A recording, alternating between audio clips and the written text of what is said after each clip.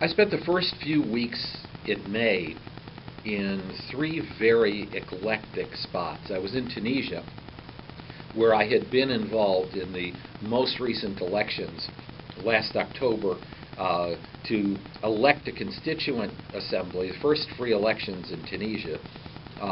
And this assembly is to write a new constitution for the country. Now there will be presidential elections in March of 2013. I was in Cairo, where I had done some polling, and of course Cairo had just had their free elections, first free elections for parliament, and in late May held their presidential elections. And then from there, zipped back home quickly to do some laundry and pay some bills, went down to the Dominican Republic, where I watched that burgeoning democracy hold an election. Most important thing, there were no incidences in all three elections, and that means that the path to democracy just marches on. By the same token, different situations. In Tunisia, the Islamists have won. They won the first round, and they look like they could win the presidential elections the next round. Why? More than ideology or their desire for Sharia law, voters are telling us that what they were looking for after revolution was a sense of stability and safety, and to make sure things don't get out of hand before they can move on and talk about what's next in terms of the economy in the future. And of course that's very important. They want to be able to keep what they have without fear of moving backward. I think to a great degree that's what was going on in Egypt as well. In Egypt there were choices. There were candidates. There was really a healthy debate. There were moderate Islamists who were running. At the same time, there was the former prime minister under Mubarak who was running, and was running in conjunction with the military. He's the man that was called right after the Arab Spring to come in and stabilize the situation.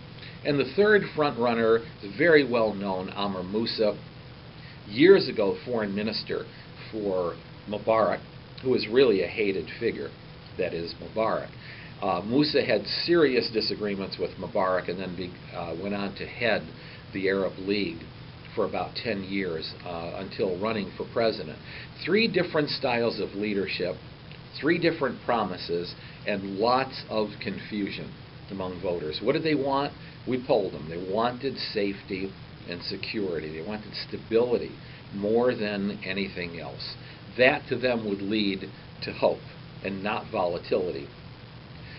First round election took place, and it's between the moderate Islamist and the guy who headed the military government for a while, the former Mubarak person. What's going on? Well, will that Islamist really be moderate? Could very well be. That's what we're seeing in Tunisia. What about Morsi, Mohamed Morsi?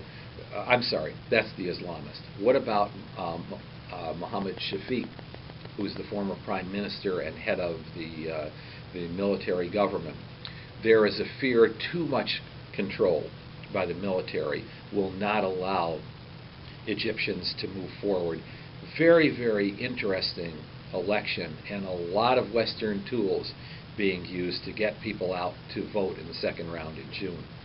Dominican Republic went through a renaissance over the past 8 years. Leonel Fernandez, by all accounts, a very good president, but a lot of corruption coming to the forefront in the last couple of years. And his hand-picked successor running for president, together a running mate, the president's wife. To what degree would this be an issue?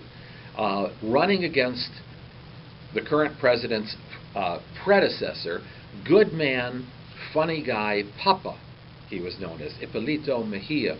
But Hipólito's problem was that he was driven out of office after one term because he presided over the worst financial crisis in Dominican Republic history.